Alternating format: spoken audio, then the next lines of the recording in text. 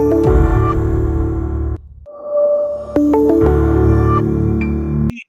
are you guys? And I also have right now on stage my very dear friend Brijesh. Brijesh and I are um kind of, north and south pole for a lot of things, but then opposites attract each other. So we have a very nice friendship as well, which goes on between us. Let me tell you very quickly about Brijesh. Brijesh is um right now working with Infosys as its principal consultant. He's based out of Netherlands. You might would have guessed it from his story, and has over 2 decades of experience of leading, managing, and coaching teams on software testing. And now he has started, in the last, I will say, 5 to 10 years, he has started embracing the agile mindset and is one of the biggest advocates of that. He works with some of the topmost high tech companies providing everyday solutions in automotive, avionics, semiconductors, space, agriculture, and energy sectors, to name a few. Today, he's presenting on a talk which the topic is very interesting: performance testing, still an afterthought. So, I'm very eager to listen to him. Over to you, Brijesh. Stage is all yours. Well, thank you, Ramit sir, for that introduction. I will quickly go ahead and share my screen. Mm,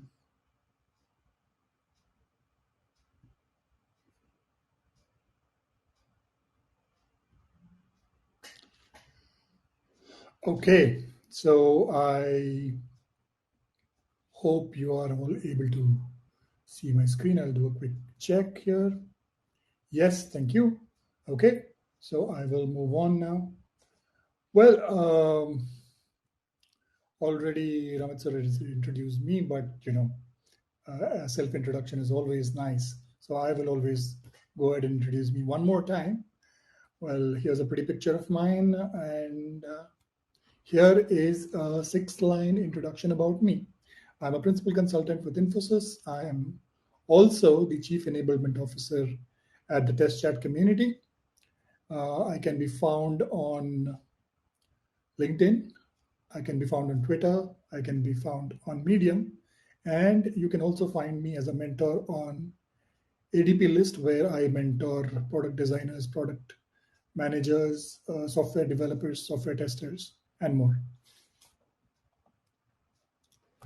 I want to set the expectations upfront and with a disclaimer. This is not a typical performance testing talk. So you will not hear me talking about load testing, stress testing, response time, throughput, and all of that a lot. Okay, so I want to set that right up front. Now, today the industry is facing what I call as a release fast syndrome. And there are 4 primary drivers of the release fast syndrome. Number 1 is reach the customer faster. Everybody wants to drop features. Everybody wants to drop features so that their customers can respond to it, can use it, and can make their lives busy. That's not all. They want to reach more and more customers. So, build more features, build them fast, reach out to one customer faster, get the feedback. Doesn't matter what the feedback is, just push it on to more customers. Consequently, what happens is they are looking to make money faster.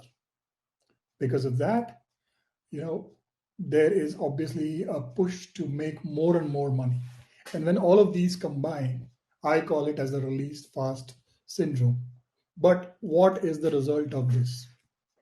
The result is, oh, we can test this later. You hear this quite often from the teams pushing the things in the market. And some customers go to the extent of saying, we don't need to test it. The customer will test it for us and give us the feedback. Funnily enough, a few weeks ago, I shared an article which I read online on my LinkedIn feed. And the article said that 85% of the startup CEOs in the US believe in the idea of building now and shipping it and testing later, which means that they are not considering the cost of poor quality, which means that they think that their customers will give them feedback and give them bugs to fix, and that they can deal with them later without realizing what kind of a mountain that they are building themselves. What happens as a result of this is the fact that customers, they don't care about giving you feedback. They will simply jump onto your competitor. I mean, look at us. If a product is not available on Flipkart, if it is not, if Flipkart is not working or if there is a problem with the app, we immediately jump to Amazon. We all do that, right? Or for that matter, if you consider any other product that we buy, what do? We jump from one product or one vendor to another very soon without even giving feedback. How many of us actually give constructive feedback to app makers saying, okay, you know what, you can change this, you can make it more user friendly, you can make sure that this app responds quickly enough, and so on and so forth. This doesn't happen. We don't do that. Customers don't do that. So the net result is testing itself is an afterthought in the industry. Now, let me come to something more interesting. Some sweet memories. Remember the 2015 big billion day crash of Flipkart? Or if you're into cryptocurrency, remember the Coinbase site going down? Or I'm sure you would have seen these kind of messages. Sorry, the site is full. These kind of messages. Aren't these painful? People don't realize the value, or businesses don't realize the value of testing the performance until and unless they get into a mess like this. And that is why I dare to say performance testing is an afterthought of an afterthought, because testing itself is an afterthought. Performance testing even comes later, because until the customer complains, I will not look at it. Until there is a crash, I will not look at it. Why? Because my priority as a business owner is to ship out features faster. So if you are a CXO listening to this conversation, go back to your drawing board and think about your strategy now. Think about what you're thinking, and how you should be focusing on testing more, and including what is popularly known as non-functional testing. Why did I say non-functional testing? As popularly known as, is because I consider it to be functional as well, because you have to exercise the functionality to get the results out of it. But anyways, that's a different conversation altogether. Now, enter pandemic. What happened? All of a sudden, if you notice, the number of Zoom annual meetings saw a sharp rise, which meant that people had started taking note of a change that was happening. The way businesses were getting conducted was going for a complete change. Businesses were becoming more and more online. But at the same time, we also noticed this. In December of 2021, there was this famous outage of AWS for many hours, which meant that many businesses lost more than billions of dollars because of this outage. So still the question mark was, okay, there is something needs to be done to make sure that our system is more available. There is no latency. Thus these kind of conversations started happening. People are no longer thinking about response times or throughput or load or stress or volume. People are thinking about bigger terms. People are thinking about bigger terms in terms of technology. Now, one of the most recent memory. Remember the India-Pakistan match in Asia Cup? I was so proud to see Hotstar posting this. 1.3 crore people watching live, which meant that there was rigorous effort put into making sure that the application was scalable enough to accommodate these many people. In fact, in the last 5 overs, it touched 1.4 crores, which is an amazing feat for an app to achieve, which is an amazing feat for a product to achieve. When you are talking about this huge number, then you're looking at what scale can things go. So you see, we are not simply talking about simple load testing or stress testing or volume testing anymore. We are talking about availability, we are talking about latency, we're talking about scalability, and we are talking about much more. So the way performance testing used to be looked at pre-pandemic versus the way it is looked at now has changed completely as more and more businesses have gone online. So what has changed? Number one, the mindset. People who wanted more for less realize what needs to be done. They shifted their focus from the little things to the big things. They started looking at the bigger picture. Number two, the perspective change. Like I was saying, instead of just looking at response time or throughput, they started looking at more and more aspects of performance testing. There was an increased focus on reliability and availability, which led to businesses look at different avenues, you know, because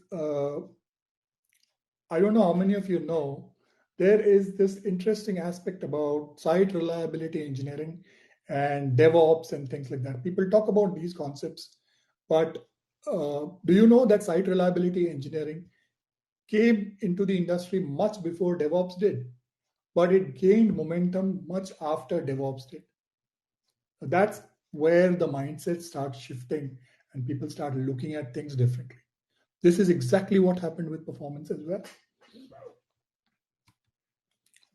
And as I was talking about site reliability and DevOps, here they are. In 2003, Google came up with a term called site reliability engineering.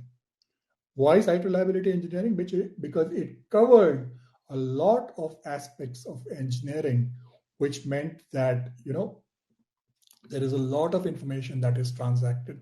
There is a lot of development testing that happens together. There is a lot of engineering practices that happen to make the business a success and to keep it a success. That's what is the beauty of it. In 2008, the concept of DevOps came by.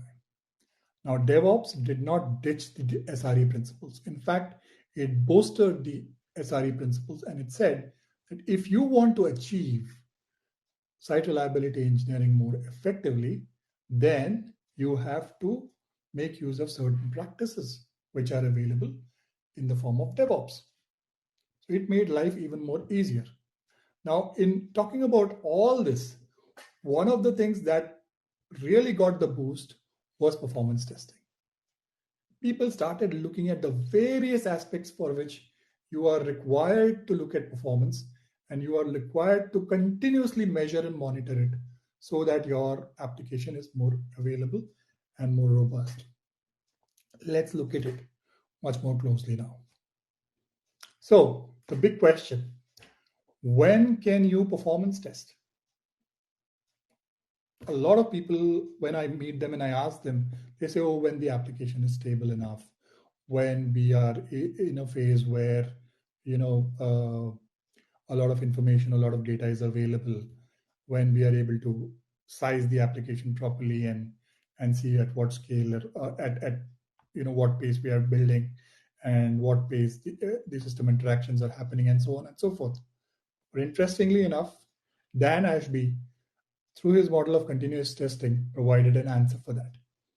In this model of continuous testing, Dan Ashby pointed out that when you talk about DevOps, you can test at every single phase. And I am going to again say that you are able to do performance testing at every single phase through this. Yes. How can you do it at a unit level? Well, when you write your code, look at how efficient your code is, right? You can't write code at a unit level which is consuming time and consuming energy and so on and so forth. Well, just digressing a little bit, people are these days talking about sustainability, which is a big subject. And sustainability, Even information technology is not untouched. One way of making it sustainable is to write your code efficiently. And when you write your code efficiently, you are automatically looking at improving your performance timings. You know, when you introduce those sleeps in your code, when you introduce those implicit wait times in your code, what are you doing? Have consideration as to what is the impact it is going to cause at the end. Make life easy for everybody. I know you are trying to solve a problem, but try to solve the problem for everybody, not just for yourself. Starting from there, when you build, when you test, when you release, at every stage, continuously you will be monitoring how is the system behaving. Now, performance testing plays a very significant role when you talk about pre-production testing. Before releasing, you will actually establish whether it is performing properly or not. But we do not know, or businesses don't have an answer to the exact scale at which their business will grow once the system goes live, right? They only have an estimate. They will say, okay, it will go 10 times. But what happens if it goes 100 times? Have you anticipated that? Did someone anticipate the 1.3 crores? Of course they did. And they did a very smart job in anticipating that much. I'm sure they would have probably tested up to 2 crores or even more, right? So it is very important that you take these factors early into your mind and do your tests to make your application robust enough to handle the changes or the challenges that come by. So it is very, very critical that you test at every single step of the way through your DevOps cycle. Now, moving further, I want to touch upon the aspects of site reliability engineering and how performance touches all of them. So, one of the most important pillars of site reliability engineering is availability, which means that you want to have your system available for your users 24/7, 365, which means that you need to continuously monitor the performance of the system. Second point, latency. There should be a minimum amount of delay when the request is sent and the response is gathered. There should be a minimum amount of delay between that. And for that, again, you need to monitor the performance of the system continuously. Third point, efficiency. When you talk about the efficiency of the system, which talks about the people, the time, and the money that you're getting out of your system, how do you make it more efficient? The answer is again performance, right? You need to monitor it consistently. Monitoring. Why monitoring is important? When your system goes live, post production, you need feedback. You need constant feedback. And for that, you need to monitor the system throughout. And one of the parameters that you monitor continuously is performance, because it is feeding into the other parameters. Then, how do you brace yourself up for emergency response? What happens if there is a crash? What happens if there is an electrical outage? How quickly can you recover from that?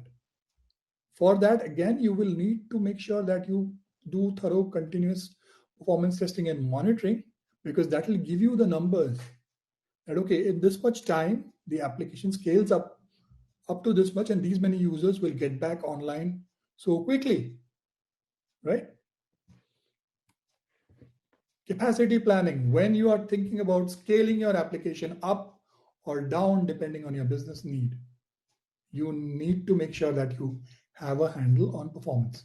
And finally, the performance itself, where you are looking at the various aspects of how your system is responding to the requests that are being sent, where your system is looking at how quickly you are getting the solution to the problem that you have.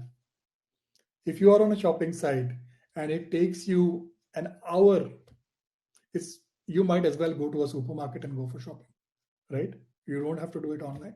The reason why you are on an online site is because you want to do it within 5 minutes. But sometimes, there is a delay at the gateway.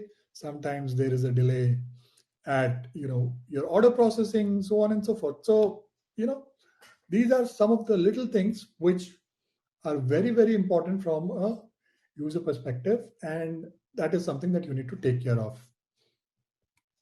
Now, having spoken so much about it, let's talk about tools. I know that a big question is, how do I keep monitoring and measuring these tools and take stock of whatever is going on and provide that necessary information to stakeholders? Well, there are plenty of tools out there which will help you in measuring performance. But I want to focus on open source because this is one area which really needs a push, which really needs a contribution from all of us. We as testers can contribute in a huge way to open source products. And here is a list of some of the top open source performance testing tools. And if you want more information, I can talk about it at length at a later part. Well, on this note, I want to thank you all for being a part of the session. And here are again the links through which you can reach out to me. And I'm open to taking any questions. Thank you so much. Okay, this was nice. And we have enough time for a lot of questions. So, guys, if you want to put your questions have to go into Q&A tab, which is on your right. Um, Please go ahead.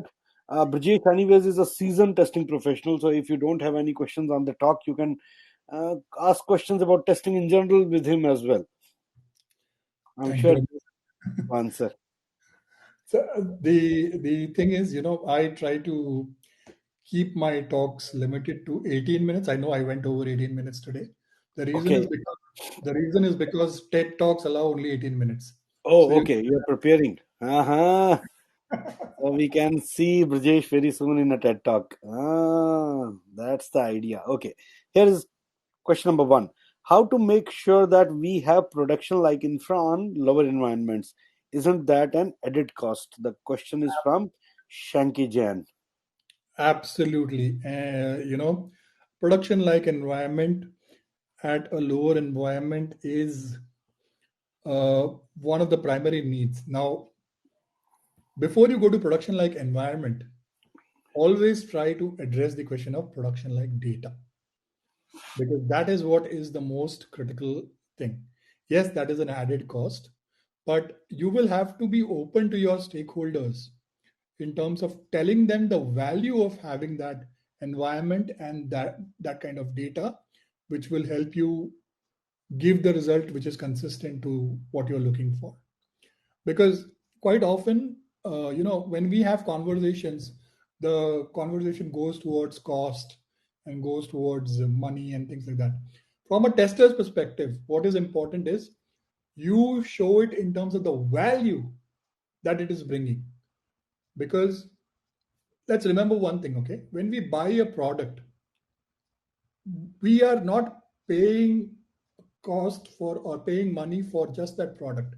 We are paying the cost or the money for the features that product is providing and the value that it will bring to us. So when you have these conversations saying, okay, how do I, bring in such an environment? It's going to cost me X amount of dollars additional. The choice is of the stakeholder, right? Whether they want the right kind of results or not.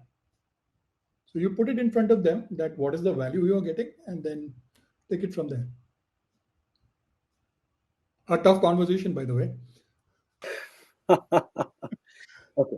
There's another one from Abhay, and Abhay wants to know how to manage data on QA environment. Okay. So so here's my tip. Okay, use automation for your data needs. Okay, use automation for your data needs. Do not rely on just gathering a copy of the production database or anything like that, because it may be disastrous if you mess with the production database. Make sure that you have automation built in the way that it can provide you enough data for your needs. Now, just for an example, if you worked on an ERP system, okay, when you do data entry, there are a lot of places where the data, once it is entered once, it just gets over. You can't use it again. So you have to keep that in consideration and then start building your data along that line. Okay. So, use automation as much as possible and make sure that you are generating data continuously. Whether you're going to need it for testing tomorrow or not doesn't matter. Have the data ready.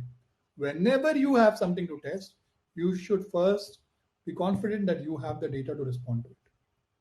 Fair enough. Okay, here's one question from Jaideep, and Jaideep wants to know performance testing for UI still hasn't picked up.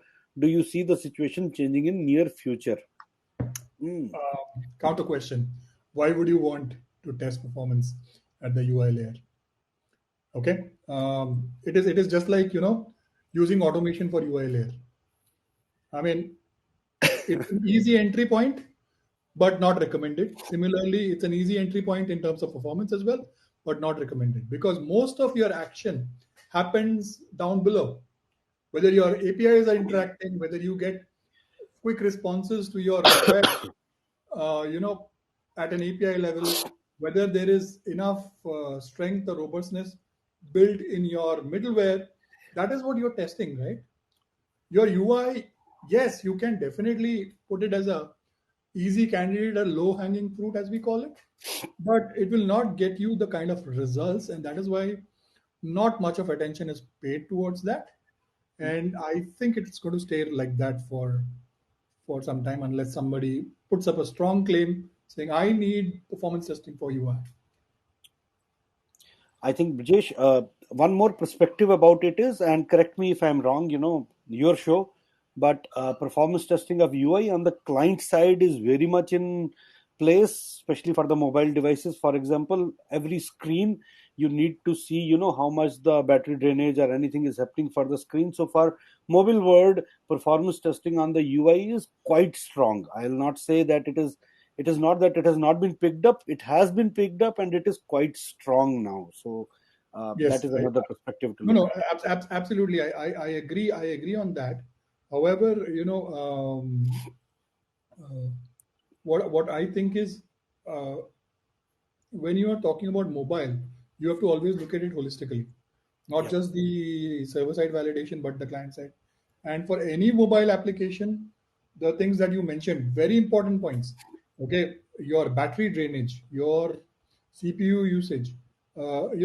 Recently, in fact, yesterday or day before yesterday, Samsung launched an update. And you know what it has done? It has brought down the battery performance drastically. The battery that used to last for 12 hours now drains in 4 hours. And Hmm. there's a campaign of disbanding Samsung phones thanks to their Oh, own update. Okay, okay. and all of this has happened in through an update which they released. Now that update is a firmware update, not a front end update. They've not done Oh, anything okay. with the UI, but again, action happening in the back end causing all this mess. But you're absolutely right from an application development perspective. Yes, UI performance, yeah, Okay. it has taken light. Yes, absolutely. Okay. Okay. There's one question from Aman. Aman says, often we face issues in performance testing. Oracle behaves differently as compared to prod, giving false failures. How to, if Oracle gives differently as prod, that's not a false failure, that's a true failure. But, anyways, how to cope with this scenario where you have false failures? Okay. Or you mean to say false negatives? False, False negatives only, right, sir? yeah, yeah, yeah. Yeah, so, see, false negatives is is has been an everlasting pain of the automation world, if I may say so. And people have been trying to look for a universal solution for this problem. It's like they're searching for the Ramban, as we might want to call it. Silver So, bullet. silver bullet. There is honestly no single silver bullet that I can think of. But the only thing is, you need to again do a trends analysis. You need to analyze your results more carefully. See what are the patterns that you're observing. Now, one of the things that I want to talk about in terms of performance testing is The engineering aspect of performance testing. The engineering aspects involves a lot of analysis. Okay, we test, we get the results, but what do we do with the results is an important aspect that you need to look at it. You need to dig deeper, look at what those results are telling you. Okay, decipher them, draw patterns, and that will tell you so much more about your application. So if you notice the false negatives, if you draw a pattern, you will know exactly for what scenarios you are getting those false negatives. Maybe you might want to tweak those scenarios to get positive results, right? Fair enough. So Yeah. But false negative is a reality. You have to cope with it. There is yeah. nothing That's what I said. And you until can't that do I'm much. not discovered. Yeah. So Yeah. Okay, one from Prakash. We always hear QA, UAT are not good for us to test performance. I'm thinking of this is more of QA environment or UAT environment, not the QA or UAT as per se. We talk about it's not about user acceptance testing, but the environment used. We always hear QA, UAT are not good for us to test performance, test on environment similar to prod. What's your take? well, ideally, the environment should be as close as possible to prod. Now, whether your QA environment is as close as possible to prod, or your UAT environment is as close as possible to the prod, depends on the designers and the stakeholders of those environments. I can tell you a story, and this is not related to performance testing as such. You know, so back in the day, I was doing performance testing, and I had raised a bug, and I was testing storage devices. So I had raised a bug on one of this. So the developer came to me and said, "Oh, no, this has been fixed. This has been taken care of.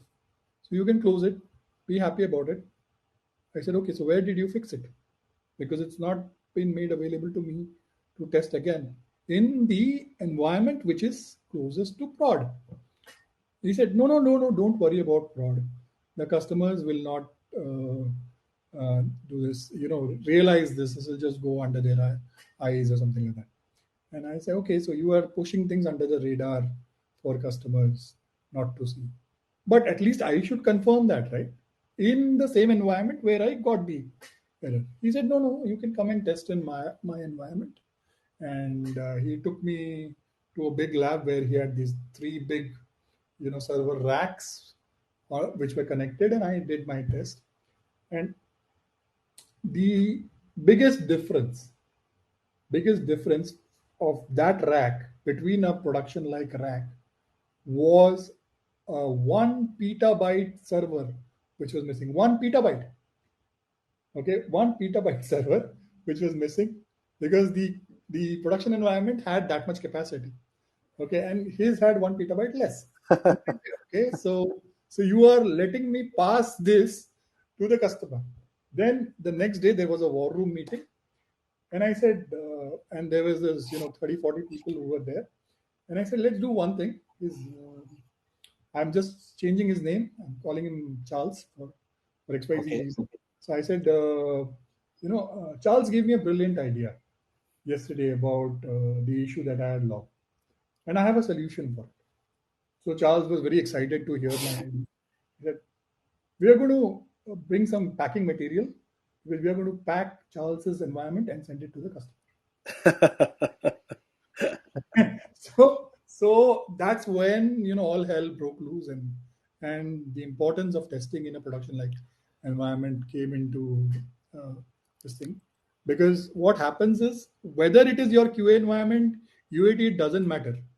Okay, make sure that your environment is as close as possible to the production environment, and like I said previously, focus on the data because that is your biggest pain point at the end of the day. if you were if your client was in England, nobody would have objected on this. Everybody have said yes, your grace. Yeah. Okay, one last. I think this will be interesting for you. This is from Brajpal, and Brajpal wants to know any UI automation tools you suggest for performance testing on mobile app. Android or iOS? I had listed a few tools in my slide. I will put that up again. Okay, here you go. And here you go. Here are some answers for you. Okay, So, take a quick screenshot, my dear friend Brajpal, and while you can make a quick screenshot, get yes, your and hands dirty on these tools. They are open source. Okay, easily configurable, very easy to play around with.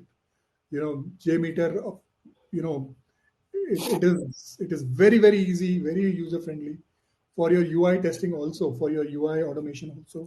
You can use it. K6 supports that, Gatling supports it. So, you know, these are some very good tools, and these are all open source. And that's the reason why I put them up, because if I put Blaze Meter and Neoload and Neotest and all that, and then people will like, okay, from where do we get the money to buy those tools? So here there is no question of money. So I took the liberty of putting all these here. so they My all friend, are open source. they Brijesh, all you are want to open. say? Yes, they all Here are open. you go, guys.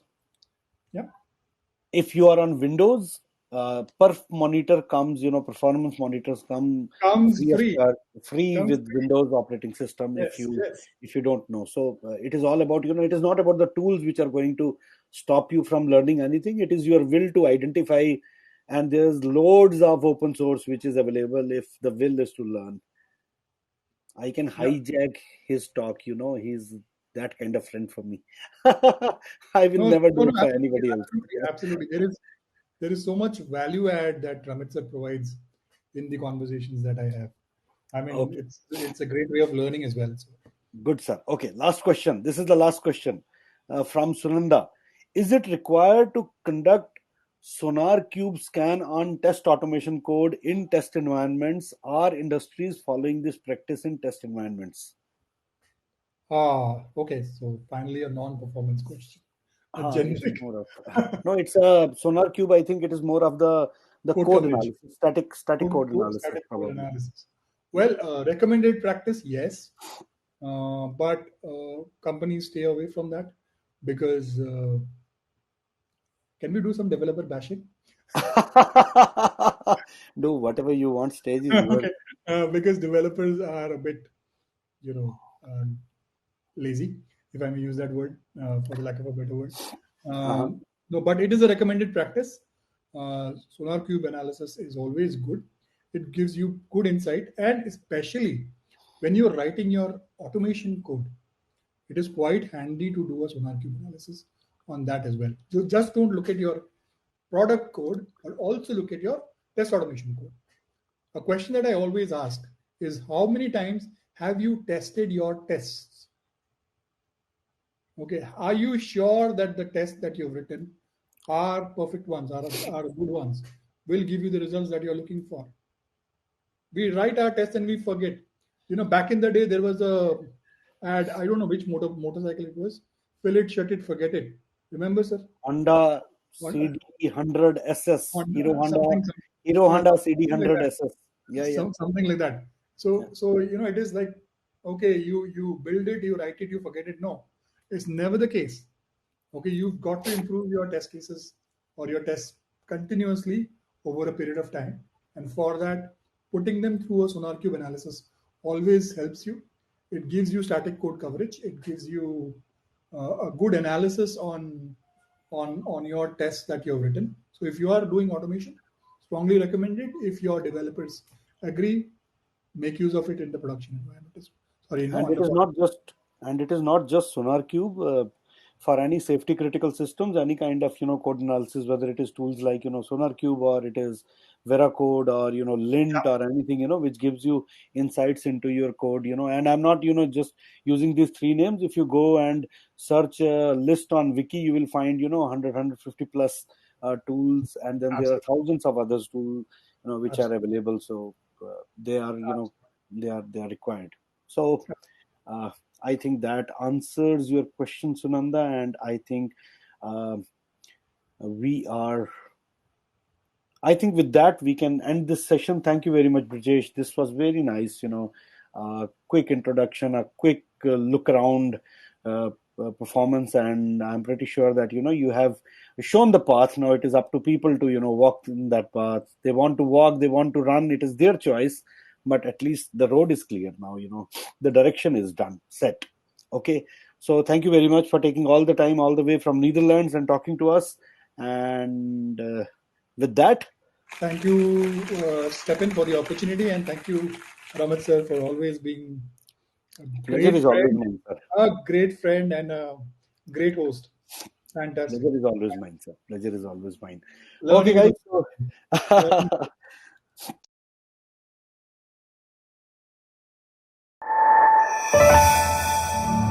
So